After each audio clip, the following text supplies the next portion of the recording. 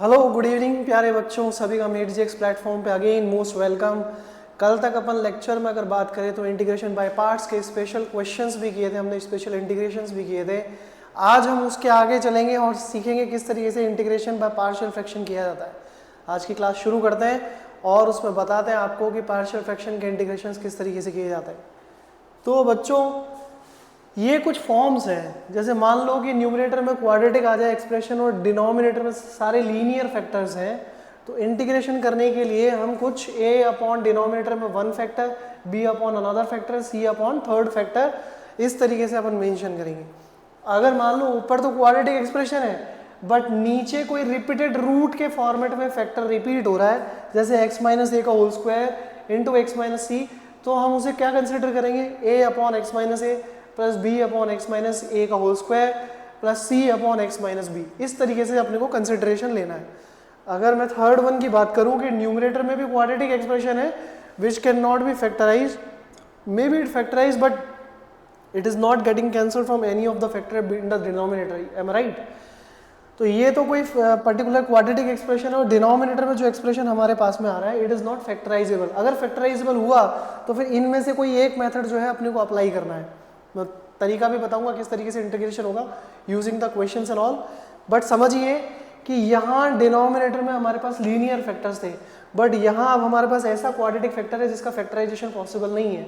उस केस में कंसिडरेशन क्या होगा, a upon linear factor bx plus C divided by एक क्वाड्रेटिक एक्सप्रेशन जो यहाँ हमारे पास में मल्टीप्लाई में था x माइनस ए के साथ। आया कि नहीं आई बात समझ में?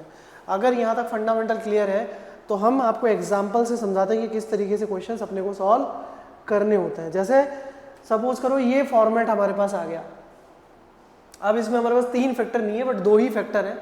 अगर मेरे को इसको सॉल्व करना है तो इसके दो तरीके हो गए, या तो मैं इनको क्वाड्रेटिक बना लूँ और वहाँ से न्यूमरेटर वाले एक्सप्रेशन को डिनोमिनेटर के डिफरेंशिएशन के फॉर्मेट में रिप्रेजेंट करूँ, जो ऑलरेडी हम कर चुके हैं। Is it correct? समझ में आई ये बात? या फिर इसको पार्शियल फ्रैक्शन से करें। तो देयर आर टू मेथड्स। दो मेथड कौन कौन से हैं वो जरा सा देख लो आप। एक मेथड तो हमें क्या कहता है, एक मेथड कहता है कि भैया मैं x को क्या मान लूँ, भाई मैं x को एक काम कर लेता हूँ, इस x को मान लेता हूँ a times D by D x of, इसका जो भी मल्टीप्लीकेशन आएगा, क्या मल्टीप्लीकेशन आएगा बच्चों इसका, एक्स स्क्वायर प्लस का 5x माइनस का 2x यानी कि प्लस का 3x हो गया। तो ये आ रहा होगा x square plus 3x minus 15 और साथ में इसको लिखेंगे प्लस का b, करेक्ट। अब मैं क्या करूंगा, इसका डिफरेंशिएशन करूंगा, इसके डिफरेंशिएशन को इसके इक्विवेलेंट करके a और b की वैल्यू निकाल लूंगा, जो हमने ऑलरेडी ये मेथड सजेस्ट किया हुआ है आपको। अब इसके आगे दूसरा तरीका आता है, वो है पार्शियल फ्रैक्शन। और अब इसको पार्शियल फ्रैक्शन से भी कर सकते हैं, दोनों से आंसर सेम आएगा। पहले एक बार अपन पार्शियल फ्रैक्शन से कर लेते हैं, फिर इसको हम किससे करके दिखाएंगे, डिफरेंशिएशन वाले मेथड से, कि न्यूमरेटर को हम डिनोमिनेटर के डिफरेंशियल कोफिशिएंट के फॉर्मेट में लिख के रिप्रेजेंट करके सॉल्व करके दिखाएंगे। तो पहले पार्शियल फ्रैक्शन यहाँ यूटिलाइज करते हैं। पार्शियल फ्रैक्शन से कैसे करेंगे वो देख लो बेटा। तो यहाँ से मैं क्या लिख सकता हूँ, x अपॉन जो भी है, ये जो भी इंटीग्रेशन मैं करना चाह रहा हूँ जिसको मैं i मान लेता हूँ थोड़ी देर के लिए, इस i में जो लिखा हुआ है x dx upon denominator x minus 2 into x plus 5। अच्छा ये 5 है तो 5 टू जा 15 थोड़ी होगा भाई, 10 होगा, ठीक है। समझ में आ गई होगी कहानी। इसको मैं थोड़ी देर के लिए क्या कंसिडर कर लेता हूँ, मैं कंसिडर करूँगा कुछ इसको, इस particular x upon x minus 2 multiply by x plus 5 को हम पार्शियल फ्रैक्शन की फर्स्ट फॉर्मेट से कंपेयर करके इंटीग्रेशन करना सॉल्व करेंगे। तो यहाँ मैं लिखूंगा a divided by x minus 2 plus b divided by x plus 5। बोला आया कि नहीं आया समझ में? Is it clear? अगर यहाँ फंडामेंटल बच्चों समझ में आ जाता है तो यहाँ फंडामेंटल समझने के बाद अब इसको कैसे सॉल्व करना है वो देखो। इसको मल्टीप्लाई कर देते हैं तो ये क्या हो जाएगा, x दोनों तरफ मल्टीप्लाई कर देते हैं, इस पूरे को मल्टीप्लाई किया या इसका एलसीएम लेके सॉल्व करके कैंसिल किया, जो आपकी इच्छा है वैसे कर सकते हो। तो x इज इक्वल टू कितना हो जाएगा, a into x plus 5 plus b into X minus 2। बोला है कि नहीं आया समझ में? अब यहाँ से लोग क्या होता है, दो तरीके, इसके भी दो तरीके हो जाते हैं। इनको मल्टीप्लाई करके कोफिशिएंट कंपेयर कर लो, या फिर सीधा सीधा हिट एंड ट्रायल से वैल्यू पुट करके इसको एलिमिनेट कर लो। तो मैं क्या करूँगा, x is equal to 2 put किया सबसे पहले हिट एंड ट्रायल से, तो ये 0 हो जाएगा। तो यहाँ 2 पुट किया तो ये कितना हो गया, 2 is equal to 7a। a की वैल्यू क्या इंप्लाइज हो गई, a हमारे पास में बच्चों 2/7 आ गया, क्योंकि ये तो 0 हो गया था। और यहाँ 2 + 7 कितना बन गया, 2 + 5 कितना बन गया, 7 बन गया। तो 7a इज इक्वल टू 2, तो a इज इक्वल टू 2/7 आ गया। दूसरा क्या पुट कर सकते हैं, x इज इक्वल टू -5, और -5 रखेंगे तो ये 0 हो जाएगा। और यहाँ 5 - 2 कितना बन जाएगा, 3। तो ये आ गया हमारे पास में 5 is equal to 5 - 2 3a। a की वैल्यू कितनी हो जाएगी, a की वैल्यू हो जाएगी बच्चों हमारे पास में 5/3। बोलो समझ में आया। ये फंडामेंटल बहुत इजी है यूज़ करना, क्योंकि देखो जब तक प्रैक्टिस में चीज़ों को नहीं लाओगे तो पहली बार तो ये नया नया सा लगेगा। When you will be in the practice it will be very easy. Yes और no. Then what I can do for this, अब इसके लिए सीधा सीधा एक तरीका होता है, जब आपने x is equal to -5 put किया, बिल्कुल सही कह रहे हो, x is equal to -5 put करेंगे तो 0 होगा ना। तो यहाँ आएगा -5 is equal to -5 - 2 is resulting in -7। Am I right, सही है ये। तो ये हो गया -7b is equal to b is equal to 5/7। I hope ये समझ में आ गया होगा। फिर से रिपीट कर देता हूँ, केयरफुली वैल्यू पुट करो। अभी जैसे मैंने पुट किया और वो कुछ भी करके वन जो भी रिजल्ट दिया दैट इज नॉट करेक्ट। सबसे पहले मैंने x इज इक्वल टू 2 यहाँ पुट किया, तो 2 + 5 7 हो गया, तो 2/7 आ गई। a की वैल्यू ये 0 हो गया। अब हम x is equal to -5 put करेंगे तो ये टर्म 0 हो जाएगा, और -5 - 2 से हो जाएगा -7, ये -5 रहेगा, तो -5 is equal to -7b। b की वैल्यू कितनी आ गई, 5/7। तो ये दो वैल्यूज आ गई हमारे पास। अब कहाँ पुट कर देंगे, इसकी जगह, मतलब इसकी जगह ये वैल्यू असाइंड होगी। तो इंटीग्रेशन क्या हो जाएगा हमारे पास, इंटीग्रेशन हो जाएगा प्यारे बच्चों, a कितना था, a था हमारे पास 2/7 dx डिवाइडेड बाय a के डिनोमिनेटर में कौन, x - 2 प्लस क्या आएगा b/x + 5। b कितना है भाई, 5/7 dx whole divided by x + 5। बोला है कि नहीं आया समझ में। ये फंडामेंटल क्लियर है। अगर बच्चों ये फंडामेंटल क्लियर है तो यहाँ से मैं क्या कह सकता हूँ, अब ये नॉर्मल इंटीग्रेशन है जिसको हम इस तरीके से सिंप्लीफाई करके लिख सकते हैं, क्या 2/7 बाहर 1/x - 2, चाहो तो t मान के कर लो, क्योंकि ये प्योरली लीनियर फॉर्मेशन है तो डायरेक्ट भी इंटीग्रेशन इसका लॉग में लिखा जा सकता है। क्या 2/7 log ऑफ x - 2 प्लस 5/7 बाहर, x + 5 का इंटीग्रेशन क्या हो जाएगा 1/, तो 5/7 log ऑफ x + 5। अब एक सबसे बड़ी गलती जो हम करते हैं वो जानबूझ के तो नहीं करते बट यूजुअली हो जाती है, वो क्या, log का बेस डिफाइन नहीं करना, और दूसरा क्योंकि log नेचुरल है तो यहाँ पे अपने को मेंशन भी करना पड़ेगा मॉड्यूलस, तो वो हो जाएगा this one plus integrating constant c। ये बहुत नेसेसरी है, ये छोटी छोटी गलतियाँ होती है जिससे हमारे आंसर में आने में दिक्कत शुरू हो जाती है। तो ये है हमारा इस पर्टिकुलर क्वेश्चन का answer by using partial fraction. अब एक काम करते हैं, अब इसको इस वाले मेथड से भी करके देखते हैं। अब इस मेथड से देखो इस बच्चों के इसका क्या आंसर बनने वाला है, इसका रिजल्ट भी देख लो। तो इसको हटा देते हैं हम, इसका तो काम हो गया है, ये इंटीग्रेशन तो डन है। अब इस वाले मेथड से कैसे करेंगे, तो डिफरेंशिएशन करके देखना पड़ेगा। तो मैंने यहाँ डिफरेंशिएशन करना शुरू किया, तो x क्या आ गया भाई, a times differentiation of this यानी 2x + 3 + b। बोलो बच्चों समझ में आया। अब मैं अंदर मल्टीप्लाई कर दूंगा, आप बोलोगे सर इसमें भी वही रिटर्न ट्रायल लगा लेते, लगा सकते हैं क्योंकि अभी तो छोटा सा फॉर्मेट है तो डायरेक्ट इसके कोफिशिएंट भी कंपेयर किए जा सकते हैं। क्या ये बात सभी बच्चों को समझ में आती है।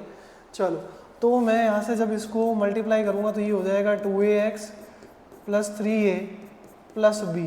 बोला आया कि नहीं आया समझ में, यहाँ तक कोई दिक्कत।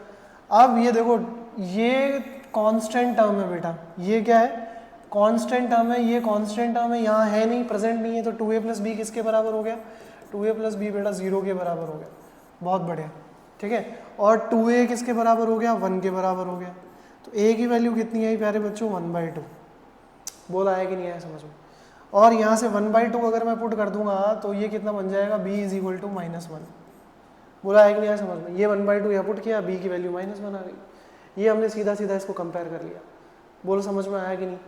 और इम्पॉर्टेंट है इस तरीके के क्वेश्चंस को करना, किस क्या हमारे में हमें आइडियोलॉजी यूज़ करनी है।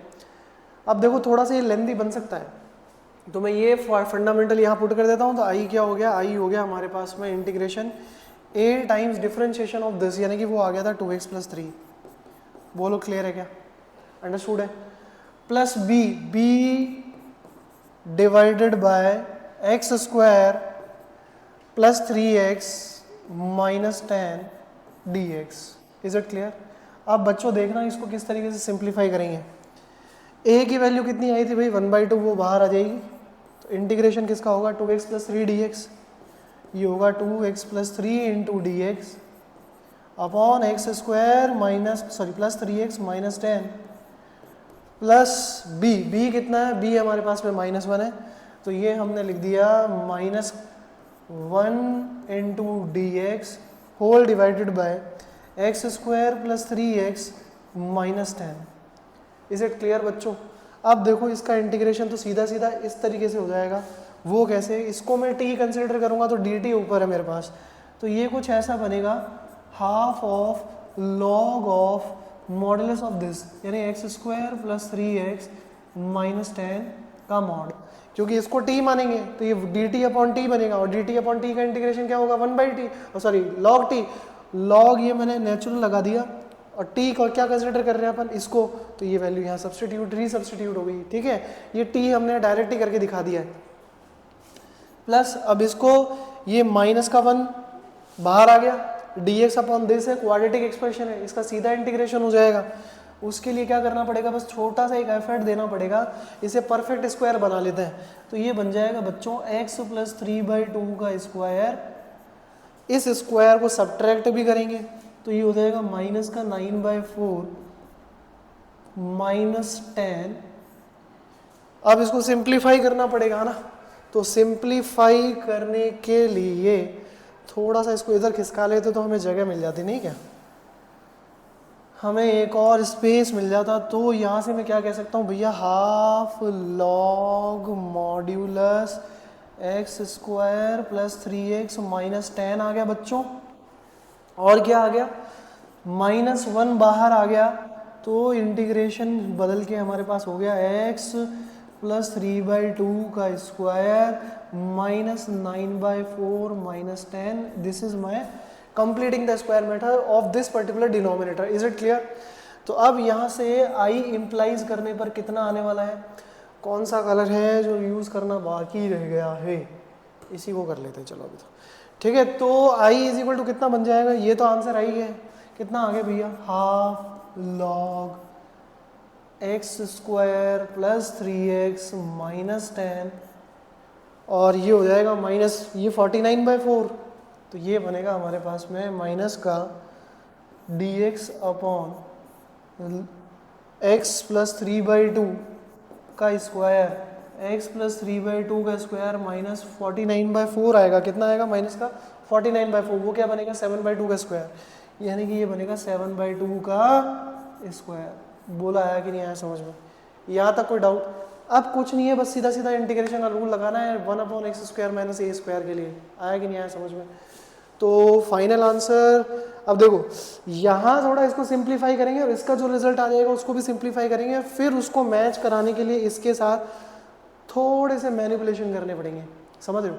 जैसे ये कुछ बन रहा है 1/7 टाइप ना, तो अब जब इसका इंटीग्रेशन करोगे, इस पर्टिकुलर का इंटीग्रेशन मैं बता देते हैं कितना आएगा, 1/2a log x - a upon x + a, correct, समझ में आ गई बात।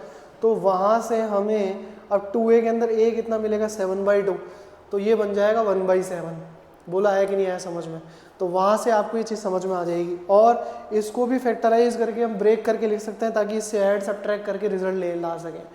तो ये हो जाएगा इंटीग्रेशन किसके थ्रू, ये हो जाएगा integration dx upon x² - a² का फॉर्मेट। बोला है कि नहीं समझ में। इस तरीके से अपन इसको इंटीग्रेट कर लेंगे और सिंप्लीफाई करके आंसर लगा देंगे। चलो देखो, नेक्स्ट आता है हमारे पास में क्वेश्चन इस तरह का। तो क्वेश्चन क्या दिया हुआ है, evaluate X to the power 4 upon X plus 2 into X square plus 1। अब इंटीग्रेट करने से पहले एक छोटा सा अपने को मशक्कत करनी पड़ेगी, क्योंकि डिनोमिनेटर की पावर न्यूमरेटर से कम है, समझ रहे हो। The power of the denominator is less than degree of, यूं कह लो, degree of numerator is greater than degree of denominator.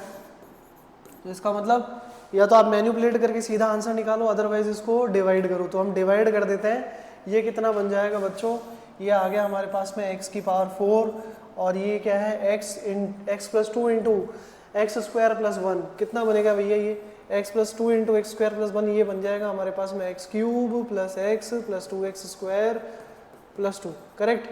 तो ये कुछ बनेगा डिवाइजर हमारे पास में x cube plus 2x square plus x plus 2। बोला है कि नहीं आया समझ में? यह अगर समझ में आ जाता है, अब इसको इसमें डिवाइड करना है x की पावर 4। यहाँ टर्म ज़्यादा है, यहाँ टर्म कम है, घबराने की ज़रूरत नहीं है, डिवाइड हो जाएगा।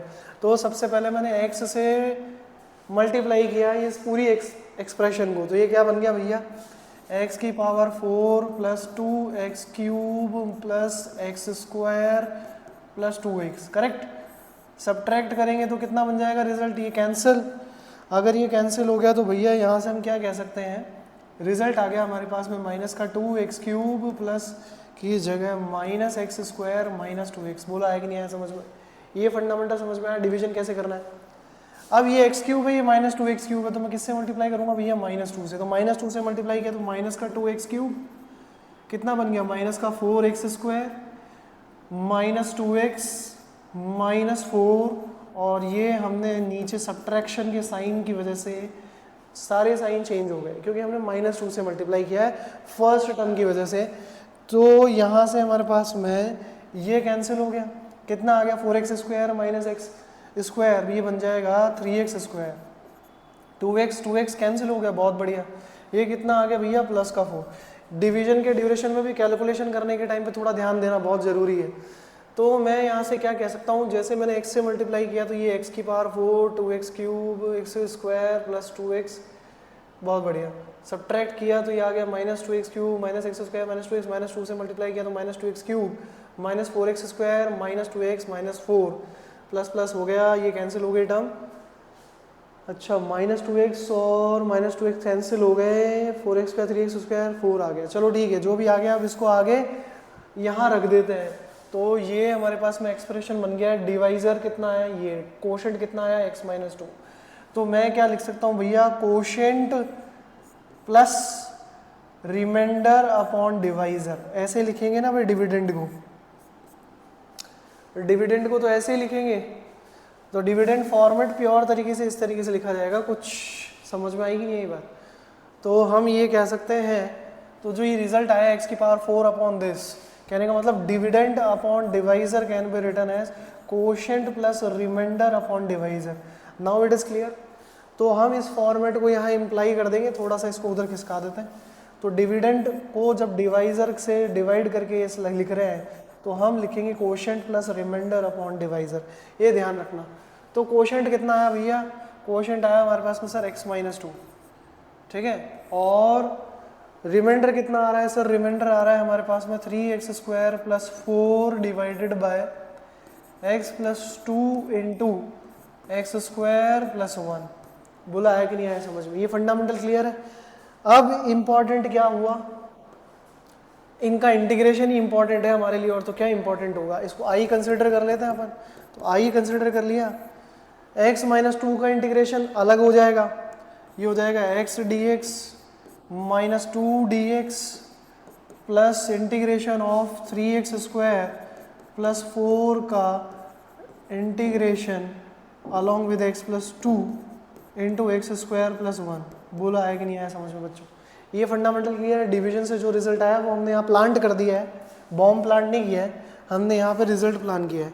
तो x का इंटीग्रेशन कितना हो जाएगा बच्चों, एक्स स्क्वायर बाई 2 माइनस का 2x प्लस, अब इसका इंटीग्रेशन करना है ना, तो हमें third format of partial fraction use करना पड़ेगा, क्योंकि ये फैक्टराइजेबल नहीं है, ये फैक्टराइजेबल नहीं है। तो इसको इंटीग्रेट करने के लिए क्या करेंगे हम, इसको इंटीग्रेट करने के लिए हम मान लेते हैं क्या, यहाँ इसको इंटीग्रेट बाद में कर लेंगे। इसके लिए हम थोड़ा सा पार्शियल फ्रैक्शन फॉर्मेट यूटिलाइज करते हैं। वो क्या कि 3x² प्लस 4 अपॉन डिनोमिनेटर क्या है x+2, एक लीनियर फैक्टर और एक non factorisable factor that is x² plus 1। इसको हम कंसिडर करेंगे a अपॉन लीनियर फैक्टर यानी कि x+2 bx plus C upon quadratic term that is x² plus 1। बोला है कि नहीं आया समझ में। अब जो एलसीएम लेना है लो, कैंसिल आउट करना है करो, इस पूरी टर्म को उधर मल्टीप्लाई कर देंगे तो 3x² plus 4 is equal to x+2, तो एलसीएम फैक्टर हट जाएगा तो ये किससे मल्टीप्लाई होगा, x² प्लस 1 से। बहुत बढ़िया, plus x² plus 1 LCM factor हटेगा तो x+2 मल्टीप्लाई होगा bx प्लस सी से। क्या ये बात समझ में आई क्या, ये हमने x+2 से मल्टीप्लाई कर दिया भाई। बोलो क्लियर है, ये कॉन्सेप्ट क्लियरली समझ में आया। अब क्या करना है, अब तो बस रिजल्ट निकालने के लिए भागदौड़ करनी है। तो मैं यहाँ से इसको मल्टीप्लाई कर लेता हूँ और कंपेयर कर लूँगा। अगर आपके पास दूसरा तरीका है कि सर मैं x = -2 पुट कर देता हूँ एक बार और आयोटा वायोटा पुट कर लेंगे हिट एंड ट्रायल से, तो आंसर निकल जाएगा। यहाँ 3 वेरिएबल है तो 3 बार पुट करना पड़ेगा। इससे अच्छा है कि कोफिशिएंट कंपेयर कर लें, थोड़ा लीनियर इक्वेशन बड़ी बन जाएगी। बट चलो ठीक है, एक बार x = -2 पुट करो तुम। तो x = -2 पुट करेंगे तो ये वाली टर्म तो 0 हो जाएगी, हो जाएगी कि नहीं हो जाएगी। तो जैसे ही मैंने x = -2 पुट किया तो ये हो गया हमारे पास में 4 4 3 जा 12, ये 0 हो जाएगा, ये पूरा एक्सप्रेशन 0 हो जाएगा। x = -2 यहाँ पुट करेंगे तो -2 का स्क्वायर कितना हुआ 4, 4 3 जा 12, ये हो गया 12 प्लस 4 16 इज इक्वल टू -2 का स्क्वायर 4 4 प्लस 1 5a। बोला आया कि नहीं आया समझ में। -2 पुट किया 0, -2 का स्क्वायर 4 4 प्लस 1 5a आ गया, -2 का स्क्वायर 4 4 3 जा 12 12 प्लस 4 16। तो यहाँ से a की वैल्यू मिल गई 16/5। बोला आया कि नहीं आया समझ में। अब मेरे को b और c निकालने हैं, तो क्या किया जाए, हिट एंड ट्रायल ही अगर प्रोसीड करें तो a की वैल्यू तो आ गई है।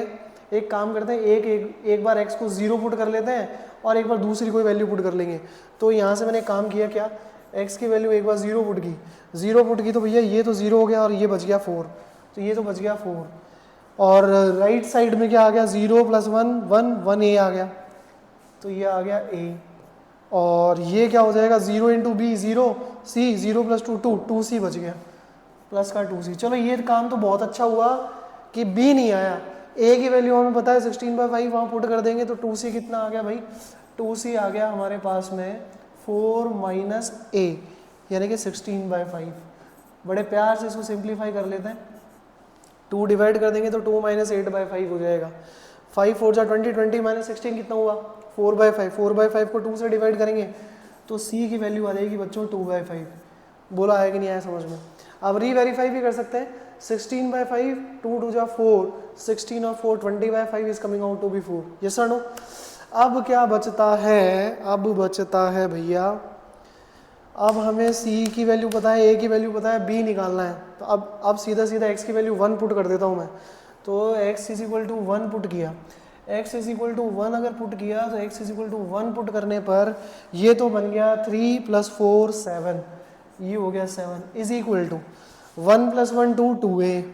बहुत बढ़िया, राइट साइड में 2a भी आ गया है। अब देखना ये हो गया 1b + c इंटू 3 प्लस का 3 टाइम्स b प्लस c। अब जो जो वैल्यू मुझे पता है मैं वो यहाँ सब्सटीट्यूट कर देता हूँ। तो 2 इंटू a कितना पता था भैया 16/5, ठीक है। 3 इंटू b पता नहीं था बट c पता था, c कितना आ गया है 2/5, तो वो 2/5 भी मैंने यहाँ पुट कर दिया। बहुत बढ़िया, यहाँ तक समझ में आ गया। अब यहाँ से 2a की वैल्यू पुट कर दी, 3 इंटू बी प्लस सी में c पुट कर दिया, इज इक्वल टू 7 रख के अब वैल्यू इसको सिंप्लीफाई करनी है। समझ में आएंगे। अब इसको यहाँ सिंप्लीफिकेशन बचा हुआ है, एक पेज की रिक्वायरमेंट और आ गई है तो कॉपी पेस्ट कर लिया जाए इसी बात पे। चलो ठीक है भैया, तो x माइनस 2 2 2 2 2 यहीं तो सब्सटीट्यूट करना है हमको। या रुको, इसे हटाते हैं, फिर सारा हटा देंगे एक साथ, ठीक है। अब इसको सिंप्लीफाई करना शुरू करते हैं बच्चों। सिंप्लीफाई करेंगे तो हमारे पास में कितना आ जाएगा, 16 2 जा 32/5, ठीक है। और 3 को अभी एज इट इज रहने देते हैं, जब ये उधर जाएगा तो चलो इसको उधर ही ले जाते हैं फिर। तो ये हो गया हमारे पास में 3 × b + 2/5 is equal to 7 - 32/5, correct. बोला है कि नहीं आया समझ में, ये फंडामेंटल क्लियर है। अब बच्चों पहले 3 से डिवाइड नहीं करूंगा, इसको सिंप्लीफाई करूंगा, तो 5 7 जा 35, 35 - 32 कितना हो गया, 3। बहुत बढ़िया, मेरे लिए कितना सिंप्लीफाई हो गया, नहीं क्या। अब मैं क्या कर सकता हूँ, यहाँ से लिखूंगा 3 × b + 2/5 इज इक्वल टू 5 7 जा 35, 35 - 32 यानी कि 3/5, 3 से 3 कैंसिल हो गया सर। तो b + 2/5 किसके बराबर आ गया सर, 1/5 के बराबर आ गया। यहाँ से मैं कह सकता हूँ कि b जब मैं सिंप्लीफाई करूँगा तो 2/5 उधर माइनस होगा, तो माइनस का 1/5 मिलेगा। Yes sir no, yes sir no, बोला आया कि नहीं आया समझ में। तो ये फंडामेंटल अगर यहाँ से क्लियर हो गया है तो देखो बच्चों, अब क्या लिखा, क्या b की वैल्यू आ गई, बिल्कुल आ गई, c की वैल्यू आ गई, a की वैल्यू आ गई। अब इंटीग्रेशन करना है, तो मैं यहाँ से i क्या लिख सकता हूँ, i can be written as, ये तो इंटीग्रेशन हो ही जाएगा, x का इंटीग्रेशन यानी कि x dx minus 2 dx plus a upon क्या आएगा, x + 2। a की वैल्यू क्या थी भाई, a था सर हमारे पास में 16/5, करेक्ट। तो बच्चों यहाँ रखेंगे 16/5 dx whole divided by x + 2। बोला है कि नहीं आया समझ में। और bx + c में b की वैल्यू कितनी है भाई, b -1/5, और c हमारे पास आ गया था 2/5, तो ये हो जाएगा प्लस का -1/5x + 2/5 dx whole divided bye x² + 1। बोलो ये क्लियर है क्या बच्चों, यहाँ तक समझ में आ गया सभी को।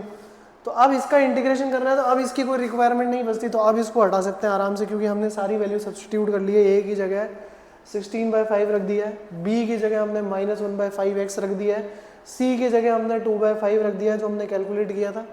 इनके डिनोमिनेटर भी सब्स्टिट्यूट कर दिए, जो x - 2 था उसका भी इंटीग्रेशन कर दिया है। तो ये अब हमारे लिए नीडेड नहीं है कहीं भी, ये हमने ऑलरेडी कॉपी किया हुआ है, तो वो तो मिल जाएगा आपको PDF में, डोंट वरी अबाउट दैट, ठीक है। ये फंडामेंटल समझ में आ गया सभी को।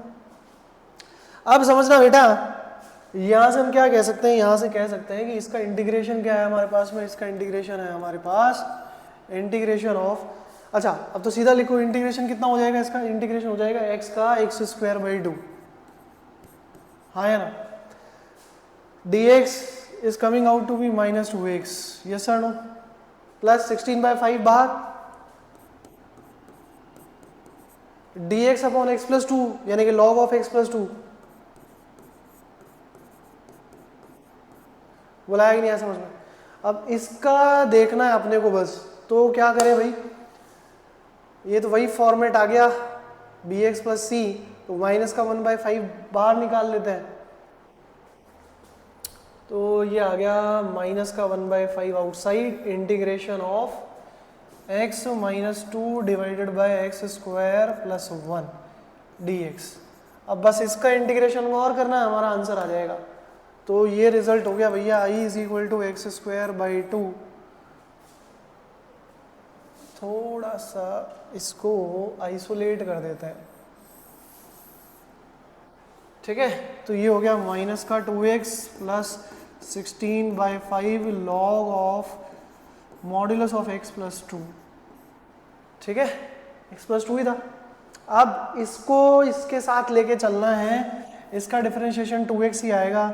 तो एक काम कर लेता हूँ मैं, इसको ऐसे लिख दूंगा, x अलग करके x dx x² + 1 और minus minus plus 2/5 dx upon x² + 1। अब इंटीग्रेशन इजी है, क्योंकि इसका डिफरेंशिएशन तो न्यूमरेटर में अवेलेबल, तो सीधा लॉग।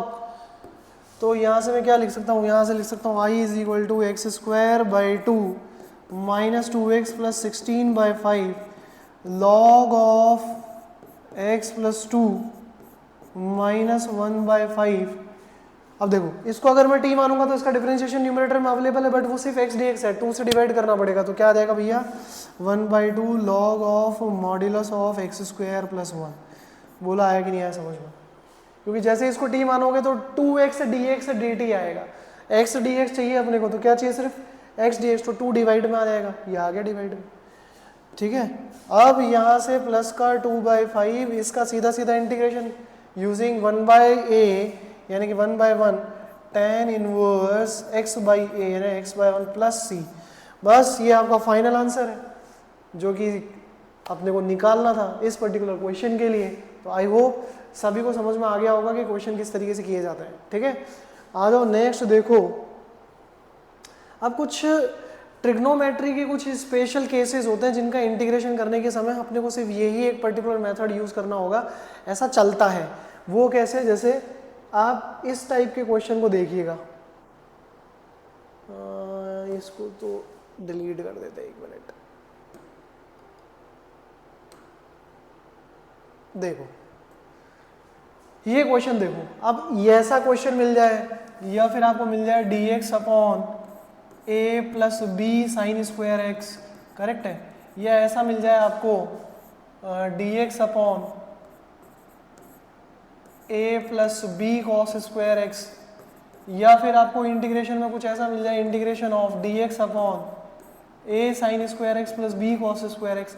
तो इस तरह के इंटीग्रेशन में कुछ फॉर्मेट अपने को परमानेंट रखना पड़ेगा। वो कैसे, ये देखो मैं बताता हूँ कि इसको ऐसे क्वेश्चंस को करने का एक सिंप्लीफाइड मेथड होता है। क्या, डायरेक्ट तो हम इंटीग्रेशन कर नहीं पाएंगे, तो मैं क्या करता हूँ, मैं cos की पावर 4 से न्यूमरेटर डिनोमिनेटर में डिवाइड कर देता हूँ। Divide by cos to the power 4 x in numerator denominator. ठीक है, डॉक्टर नहीं है, डिनोमिनेटर है। ठीक है, चलो तो अब मैंने जैसे ही डिवाइड किया तो ये क्या बन गया भाई 4/cos टू द पावर 4, इसको i मान लेते हैं थोड़ी देर के लिए, तो i इज इक्वल टू ये आ गया cos x की पावर 4, cos x की पावर 4 आ गया, कितना आ गया भाई cos x की पावर 4। बोला आया कि नहीं आया समझ में? यहाँ तक कोई दिक्कत? डिनोमिनेटर में भी ऐसे डिवाइड करना है, तो साइन x की power 4 divided by cos x की पावर 4, cos x की power 4 divided by cos x की पावर 4, ये आ गया हमारे पास में रिजल्ट। अब इसको सिंप्लीफाई करेंगे तो क्या होगा,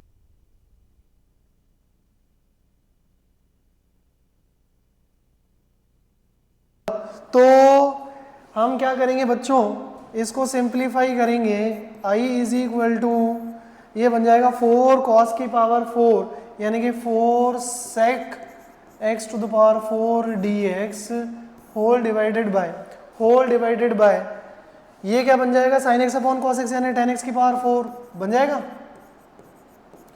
प्लस 1। बोलो समझ में आया कि नहीं आया? अब मैं क्या कर सकता हूँ, मुझे पता है भैया tan स्क्वायर x क्या होगा 2 tan x upon 1 plus 2 tan x। अब tan x स्क्वायर x का डिफरेंशिएशन अगर मैं करना चाहता हूँ, लेट सपोज कि मेरे को डिफरेंशिएशन किसका करना है, tan स्क्वायर x का करना है, तो 2 tan x sec square x हो जाएगा, एम आई राइट, यही होगा।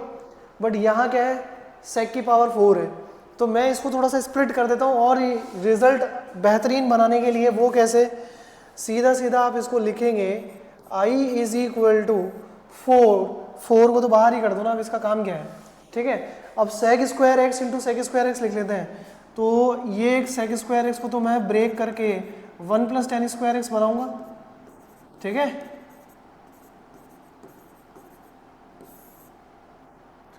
और एक sec square x dx dt में चला जाएगा। कैसे, देखो अब इसको मैं क्या लिख सकता हूँ, इसको मैं लिख सकता हूँ यहाँ से 1 प्लस tan स्क्वायर x। बोला है कि नहीं आया समझ में? अंडरस्टूड है क्या? अब tan x को मैं t मानता हूँ, जैसे ही मैं tan x को t माना sec square x dx dt में बन जाएगा। यस और नो, करेक्ट है क्या? अब यहाँ से मैं क्या लिख सकता हूँ, यहाँ से मैं लिखूंगा, ध्यान से देखना, sec स्क्वायर x dx ये रहा, क्या बन गया, D T, 1 plus t square. तो ये रिजल्ट आ गया हमारे पास में कितना, ये आ गया बच्चों 1 plus t square d T whole divided by t to the power 4 plus 1, यानी कि 1 plus t to the power 4। बोला है कि नहीं आया समझ में। अब ये एक बेहतरीन इंटीग्रेशन हो गया है। अक्सर बच्चे इसमें भी गलतियां करते हैं, तो मैं बताता हूँ, इसमें से टी स्क्वायर कॉमन ले लो। देखो इसका इंटीग्रेशन यूनिफाइड है, एक बार समझ में आ जाएगा, कभी फिर धोखा नहीं खाओगे। तो इसको लिखूंगा मैं I integration of T square, common निकालो डिनोमिनेटर से, तो ये हो गया, न्यूमिनेटर डिनोमिनेटर दोनों से कॉमन निकालना है। तो मैंने न्यूमिनेटर डिनोमिनेटर से टी स्क्वायर कॉमन निकाला, तो ये टी स्क्वायर कॉमन निकाला, तो ये क्या बन जाएगा 1 बाई टी स्क्वायर, ये बन जाएगा 1, तो ये आ गया 1 plus 1 by T square, correct है, D T whole divided by 4 हमारे पास चल रहा था साथ साथ, वो 4 लिखना मत भूल जाना, गड़बड़ हो जाएगी नहीं तो, ठीक है। अब देखो डिनोमिनेटर क्या बनेगा, टी स्क्वायर कॉमन निकालूंगा तो डिनोमिनेटर बन जाएगा हमारे पास में t square plus 1 by T square, clear है क्या बेटा। अब देखो टी स्क्वायर से टी स्क्वायर कैंसिल हो गया, इसको क्या लिख सकते हैं हम, integration of 4 times 1 plus 1 by T square d T whole divided by t square plus 1 by T square. समझना, इसे भी मैं मॉडिफाई कर रहा हूँ, कैसे, आई इज इक्वल टू क्या लिखा जा सकता है, आई इज इक्वल टू लिख सकते हैं हम यहाँ से, डिनोमिनेटर को मॉडिफाई करेंगे, तो ये बन गया 4 times 1 plus 1 by T square d T whole divided by t minus 1 by t का होल स्क्वायर। ऐसा क्यों किया सर, ऐसा क्यों किया, उसका रीज़न बताता हूँ। जब मैं लेट करने जाऊँगा t माइनस 1 बाई टी को कुछ नया वेरिएबल y और मैं इसको डिफरेंशिएट करूँगा, तो ये बनेगा 1, और ये 1 बाई टी क्या बनेगा, माइनस 1 बाई टी स्क्वायर, तो minus minus plus 1 by T square हो जाएगा, dt आएगा और ये dy हो जाएगा। तो ये तो चला गया dy के अंदर, कब गया, जब मैंने t माइनस 1 बाई टी को y माना, आया समझ में। तो t कितना हो गया 1, और 1 बाई टी का differentiation minus 1 by T square, जो माइनस माइनस क्या हो जाएगा प्लस, क्या हो जाएगा भाई प्लस, तो ये हो गया 1 plus 1 by T square d t is equal to d Y.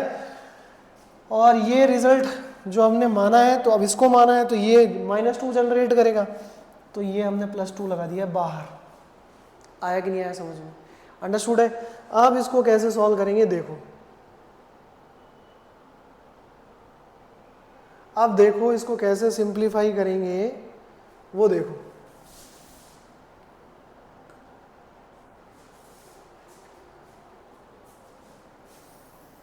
देखो बेटा, इसको सिंप्लीफाई करने का तरीका बताता हूँ। तो लेट तो कर ही लिया अपन ने, तो t माइनस 1 बाई टी क्या बन गया भैया, y बन गया। तो i इज इक्वल टू कितना आ गया, i is equal to 4 times 1 plus 1 by T square d t कितना बन गया dy, ये लो भैया। और डिनोमिनेटर क्या आ गया, y square plus 2, y square plus 2। तो i इज इक्वल टू कितना बन गया हमारे पास, i बच्चों बन गया यहाँ से, i इज इक्वल टू बन गया 4 टाइम्स डी वाई अपॉन, अच्छा सीधा इंटीग्रेशन लिखो अब तो। अब इसका इंटीग्रेशन क्या बन जाएगा, i बन जाएगा इसका इंटीग्रेशन, i बन जाएगा हमारे पास में 1 upon x square plus a square, यानी कि 1 upon a tan inverse x upon a, 4 1 upon a यानी कि 1 by root 2 tan inverse y by root 2 plus c। अब यहाँ से सीधा सीधा y क्या लिखा जा सकता है, 4 में रूट 2 का डिवाइड यानी कि 2 रूट 2, और ये बन गया tan इनवर्स y किस क्या था, y था हमारे पास में t माइनस 1 बाई टी, ये हो गया t minus 1 by t whole divided by root 2, थोड़ा इसको छोटा लिख देते हैं, तो ये हो गया t minus 1 by t whole divided by root 2 plus c। बोला आया कि नहीं आया समझ में। अब t की जगह फिर से वैल्यू रखेंगे, 2 root 2 tan inverse t, t किसे कंसिडर किया था tan x को, tan x रखो, तो ये बन गया tan x, और 1 बाई टी क्या बन जाएगा cot x by root 2 plus c is the answer. बाकी सबको अलविदा, बाकी सबको अलविदा कह दो, क्योंकि अब इनका कोई काम नहीं बचा है। आया कि नहीं आया समझ में, this is the answer for this particular integration. I hope ये सभी बच्चों को अच्छे से समझ में आ गया होगा कि किस तरीके से अपने को पर्टिकुलर केसेस में क्या लेट करना होगा और किस तरीके से उसका इंटीग्रेशन करना होगा, ठीक है। ऐसे ही अभी जो हमने और केसेस यहाँ दिखाए थे आपको, ये वाला, चलो रहने दो, मैं यही लिख देता हूँ वापस। देखो ऐसे केसेस में भी अपने को यही दिमाग लगाना है, इधर उधर दिमाग नहीं दौड़ाना है। क्या करना होगा, जैसे मैंने यहाँ बताया था i is equal to d x upon बच्चों a plus b sine square x हो, या फिर i is equal to d x upon a plus b cos square x हो, या फिर i is equal to d x upon a sine square x plus b cos square x हो। इन सभी में आपको क्या करना है, सभी में कॉस स्क्वायर एक्स से डिवाइड करना है, divide by cos square x in numerator and denominator. बोला है कि नहीं आया समझ में? तो आज की क्लास के लिए इतना ही, मिलेंगे नेक्स्ट लेक्चर में, करेंगे कुछ क्वेश्चंस की प्रैक्टिस और जितने मेथड ऑफ इंटीग्रेशंस और डेफिनेट की प्रॉपर्टीज वगैरह हैं वो अपन नेक्स्ट क्लास में डिस्कस करेंगे। Thank you so much. तो बच्चों आज इतना ही, मिलेंगे नेक्स्ट लेक्चर में नए कॉन्सेप्ट्स के साथ, नई स्ट्रेंथनिंग ऑफ कॉन्सेप्ट्स के साथ। थैंक यू आज के लिए।